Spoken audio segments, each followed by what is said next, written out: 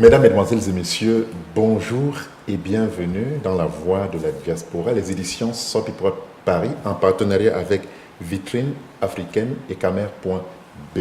Alors aujourd'hui, dans La Voix de la Diaspora, nous recevons sur notre plateau, ici dans les Yvelines, en région parisienne, M. Serge Wamba Fosso, qui n'est-ce pas est un ancien élève de l'École normale supérieure de Paris. Il faut dire qu'après ses études, il a intégré le groupe Schlumberger où il a arpenté, n'est-ce pas, ses casquettes de directeur général au Gabon, vice-président des ressources humaines à Houston aux USA, ainsi que vice-président des opérations sur la place parisienne. Alors, tout récemment, il a décidé, comme cela, de monter sa propre start-up, Africa. Il sera essentiellement question de parler de cette entité. De quoi s'agit-il exactement avec toute la profusion de Google et bien d'autres qui existent déjà sur le marché? Quelle est la différence? Qu'est-ce qu'il nous apporte de plus en ce moment? Alors Serge, bonjour et bienvenue sur ce plateau.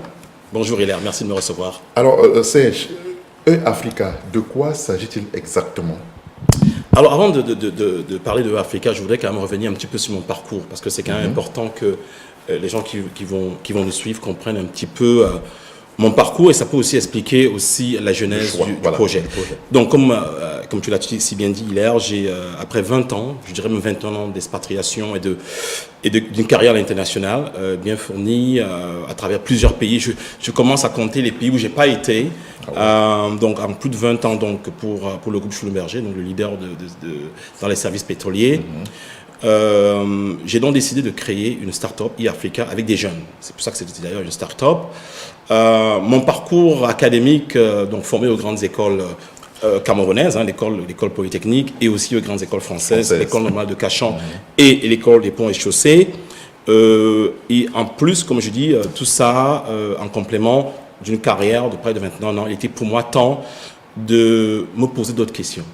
Alors, d'où vient l'idée? e-Africa est en fait le résultat d'un constat, je dirais, et de rencontres. Quel constat je fais?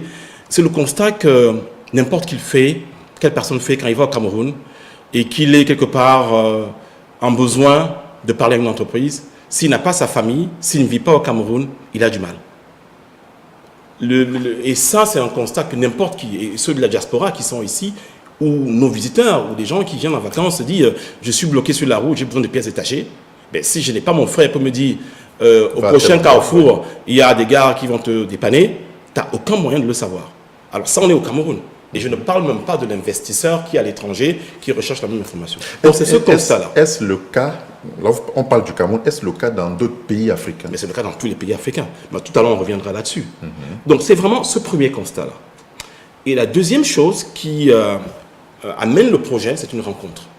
Rencontre d'idées.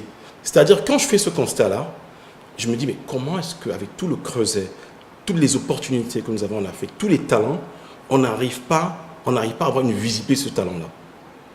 Et au moment où je me pose cette question, je rencontre des jeunes qui, eux, ont une problématique semblable, mais surtout ont un vrai souci d'amener des petites entreprises à la productivité, à la performance. Donc, vous avez là un constat. Et vous avez la rencontre entre moi, je dirais un petit peu le mec qui a baladé un peu ça, qui a traîné partout. Un peu plus expérimenté. Voilà, un peu plus expérimenté. Et ces jeunes qui ont l'énergie et la créativité, ce mélange-là va créer ce qui va commencer par s'appeler Business Continuity et devenir finalement le projet e-Africa. Alors, avant qu'on ne continue, on sait quand même qu'on a Google qui est un très grand moteur de recherche, avec Internet qui pratiquement inonde l'Afrique et tout le continent. Est-ce que Google n'a pas pu trouver de solution, apporter la solution à cette question? Alors, pour véritablement répondre à cette question, il faut déjà se poser la question, c'est quoi e-Africa? Et quand je vais vous décliner de quoi il s'agit, vous allez très vite comprendre que ce n'est pas Google. Et qu'on est dans un espace que Google ne couvre pas. C'est quoi e-Africa? Voilà, effectivement, arrivons dans ça. e-Africa est une plateforme innovante, la première du genre, qui va permettre à l'entrepreneur africain de répondre à 3 questions fondamentales. Lesquelles? La première, dans un monde digitalement connecté, est-ce que je suis visible?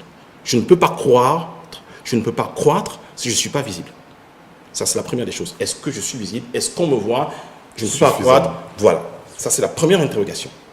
La deuxième interrogation, c'est est-ce que je peux faire du networking? Est-ce que je peux profiter de mon espace de visibilité pour créer de nouveaux partenariats, avoir de nouveaux investisseurs, avoir de nouveaux clients? Deuxième question. Et la troisième question, comment est-ce que je peux être performant? Ça, Google ne vous le fait pas. Donc, eAfrica est conçu, c'est une plateforme qui est conçue pour répondre à chacune de ces questions. Alors, là où on rencontre un peu Google, c'est là dans la partie visibilité. Là, on parle de moteur de recherche. Sauf que le menuisier qui est au marché de Newbel n'est pas sur Google. Sauf que le pressing qui est au Carrefour Loncac n'est pas sur Google, etc., etc. Nous, on va rechercher ces informations sur le terrain et on va constituer une vraie base de données dynamique. Faisons attention, ce n'est pas un annuaire en ligne, parce que notre base est qualifiée, c'est-à-dire qu'elle est tout le temps vérifiée. C'est-à-dire que ce n'est pas un truc qu'on télécharge et au bout d'un an, le moteur, les numéros ont changé, etc. Donc ça, c'est le premier pan. Et le deuxième pan, c'est vraiment et véritablement la partie réseautage. C'est-à-dire qu'on est dans un espace où on va pouvoir réseauter, on va pouvoir connaître qui sont mes clients, mes partenaires, mes investisseurs. Et enfin, on va déboucher sur une partie performance. Mais ça, on peut en parler. Qu'est-ce qu'on fait lorsqu'il faut aller chercher le menuisier du coin, l'adressage? Ça se passe comment? Aujourd'hui, on a quand même cet handicap. Alors, c'est ça qui est intéressant chez eAfrica, c'est que chez eAfrica, au départ, quand on a conçu le projet, on a mis en ligne des centaines d'étudiants et de stagiaires qui sont allés sur le terrain récupérer ces informations. D'accord. Et aujourd'hui, on a une base de données de près de 5000 qualifiés, c'est-à-dire qu'on est sûr des informations parce qu'on les a recueillies, on les a vérifiées et on les a donc qualifiés pour la base de données. Donc c'est un travail au départ pour construire l'écosystème de départ. Ce travail-là, c'est vraiment un travail de rabattage. C'est du porte-à-porte pratiquement pour constituer la première base de données. Alors, vous qui êtes ici, Serge, ne pensez-vous pas qu'il y en a comme ça qui ont déjà anticipé et ont pris un peu le dessus sur vous, sur le continent, puisque ça va très vite? Alors, effectivement, probablement, c'est possible. Mais il y a une chose qui est fondamentale chez eAfrica, et comme je répète, c'est que quand vous ouvrirez la plateforme, c'est eAfrica.com, elle va être lancée dans quelques jours, elle est lean, c'est-à-dire qu'elle fait ce pourquoi elle est conçue. Tous nos compétiteurs, puisqu'on n'en a même pas, mais ceux qui ont essayé de nous copier, en général, font des plateformes qui sont multisectorielles. C'est-à-dire, à la même temps, on va faire du moteur de recherche, on va faire un peu de e-commerce, on va faire plusieurs choses. Nous, on a pris le pari de rester dans un truc clair, précis, qui est visibilité, réseautage, performance. On ne fait pas de e-commerce. Donc, ce n'est pas du e-commerce. Et ce distinguo est fondamental, Hilaire. Pourquoi? Parce qu'on a besoin de e-commerce. Mais le e-commerce s'adresse à un produit. C'est-à-dire que par le e-commerce, je vends un produit. Je vends quelque chose. eAfrica s'intéresse à celui qui fabrique le produit, donc à l'entrepreneur. Ouais. Donc c'est une démarche complètement différente. Nous, ce qu'on veut, c'est que celui qui vend la patate ou les ignames ou n'importe quoi aujourd'hui, nous, on veut que son entreprise soit pérenne de façon à ce que demain, il peut vendre autre chose ou même changer complètement de métier. Donc ce qu'il faut comprendre, c'est que le produit peut changer, mais l'entreprise a vocation à rester. Alors, e-commerce n'est-il pas de trop dans la sphère africaine? Alors, comme je disais, comme c'est quelque chose d'entièrement innovant, on est ce que les Anglais appellent un white space, on ne vend pas de produits, on s'intéresse à l'entrepreneur. Et d'ailleurs, la plateforme a un back-office que je veux énorme. Pourquoi? Parce que je veux de la proximité avec l'entrepreneur. Je veux que l'entrepreneur puisse avoir une écoute. Est-ce ça la vision de eAfrica? C'est ça la vision, vous avez tout compris. La vision de eAfrica, c'est d'être le réseau social de référence de l'entrepreneur africain, son outil de performance de référence. Et l'avenir, c'est quoi exactement? Alors, l'avenir immédiat, c'est un lancement qui est prévu mi-avril, qui va arriver d'ailleurs très vite. Et derrière, de façon à multiplier cet écosystème autour de l'Afrique. Et plus on va créer on va agrandir l'écosystème, plus on va donner de la compétitivité et de l'offensivité à nos entreprises africaines. Et là, quand je parle d'entreprise africaine, on ne fait pas de distinguo entre la PME, la TPE et pourquoi pas plus tard même l'artisan qui a besoin de se poser les mêmes questions. Alors, vous démarrez dans quel pays exactement et quels sont déjà vos tentacules de part et d'autre? Donc là, on est au Cameroun. Le Cameroun, c'est vraiment pour nous un vrai laboratoire parce que du fait de sa versatilité, du fait de son importante place en Afrique centrale. Donc, on a voulu commencer par ce pilote-là. Les premiers résultats sont... Parce qu'on a fait quand même une sorte d'incubation avant de rentrer dans le projet. On a fait beaucoup de séminaires et les premiers résultats sont très satisfaisant. Et donc, on espère que le projet, une fois lancé, va permettre aux autres entrepreneurs de trouver leur compte. En répondant, rappelez-vous, à ces 3 questions. les 3 questions. En tout cas, merci Serge. Votre dernier mot, peut-être pour qu'on conclue.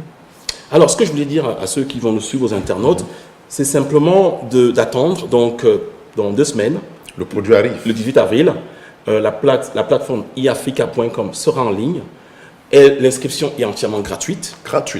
L'inscription est entièrement gratuite, donc qu'ils aillent, qu'ils s'inscrivent et qu'ils commencent progressivement à se familiariser avec les outils. On a un chat engine qui est inclus dans la plateforme. On peut rechercher ceux qui vont voyager au Cameroun prochainement. Ben, allez-y, vous voulez chercher un pressing, vous voulez chercher une pièce détachée parce que vous avez un petit problème. iAfrica a vocation à rendre ces entreprises-là visibles.